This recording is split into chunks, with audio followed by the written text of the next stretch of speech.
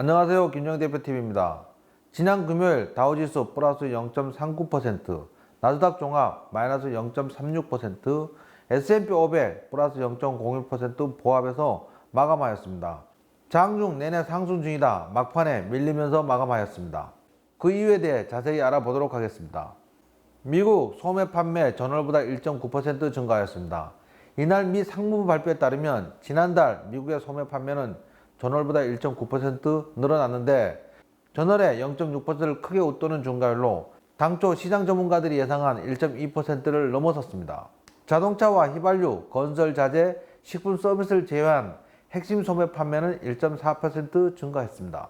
전날 미 노동부 발표에 따르면 지난주 미국의 신규 실업수당 청구 건수는 89만 8천 건으로 전주 대비 5만 건 이상 늘었습니다. 2주 만에 정가대로 돌아섰는데 당초 시장 전문가들이 예상한 82만 5천 명을 크게 웃돌았습니다. 타운홀 간접 대결에서 TV 시청률이 바이든이 우세하였습니다. 바이든이 16일 ABC 방송 타운홀 시청자 1390만 명으로 같은 시각 트럼프 대통령의 MBC 방송 타운홀 시청자 수는 13,000명으로 바이든이 크게 앞섰습니다. 트럼프 대통령 타운홀의 경우 MBC는 물론 MSNBC와 CNBC와 동시에 발송됐지만 ABC 방송 한 군데서 방송된 바이든 후보의 타운홀에 미치지 못한 것으로 밝혀졌습니다. 여론조사 대부분 바이든의 우세를 점치고 있습니다. 바이든의 아들 마약 섹스 영상 유출이 오히려 트럼프에게 역풍으로 다가서고 있습니다. 공식 출처가 트럼프 변호사지만 의문투성입니다.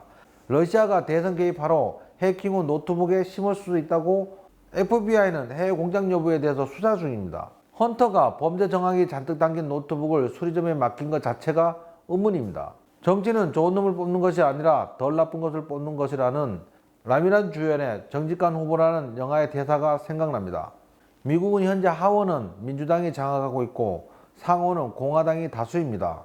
그러나 이번에 바이든이 당선되고 상원 의원 3분의 1 선거에서 민주당이 압승할 경우 상원과 하원, 대통령까지 모두 민주당이 되는 블루 웨이브가 예상되고 있습니다. 따라서 공화당 수혜주보다 민주당 수혜주가 38%더 올랐습니다. 바이든은 트럼프와 차이를 더 벌리면서 오히려 대선의 불확실성이 거치고 투자자들은 혼란스러운 대선 결과보다는 차라리 블루 웨이브가 낫다고 생각하기 시작한 것으로 보입니다. 많은 언론들이 바이든의 유리한 쪽으로 기사를 송출하고 있습니다. 바이든 승리 시 태양광 발전 등 친환경 에너지, 필수 소비재, 소재 관련주가 수혜주가 될 것이라고 예상됩니다. 유틸리티는 바이든의 기후변화 정책, 소재능 중국과의 관계 개선에 따른 것입니다.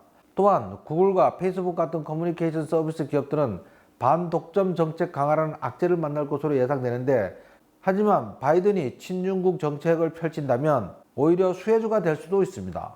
상하원과 대통령 모두 민주당이 장악한 블루 웨이브가 되면 재정 지출이 늘면서 미국 경제 성장률을 높일 것으로 평가되고 있습니다.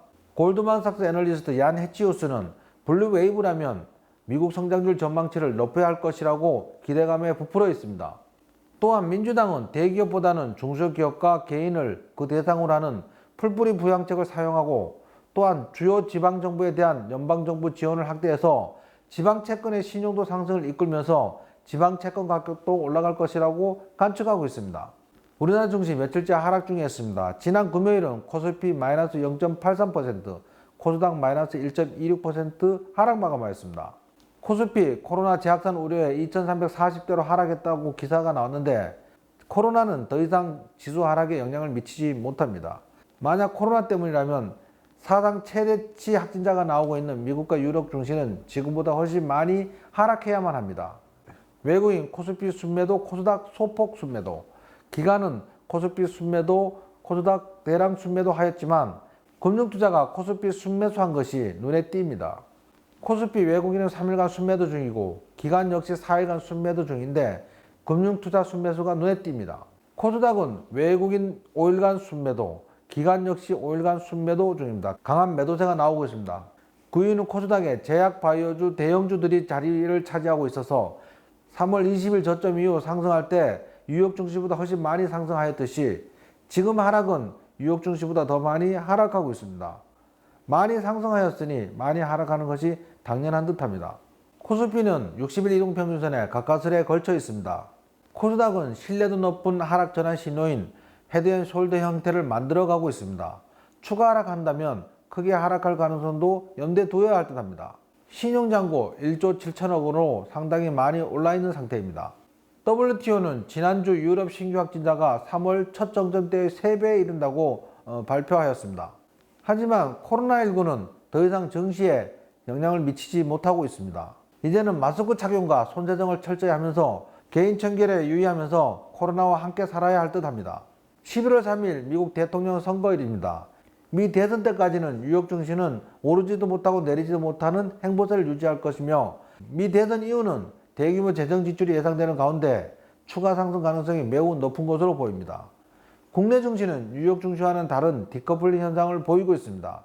향후 흐름이 예상이 어려운 가운데 다음 주 화요일이나 수요일경 기술적 반등이 기대됩니다.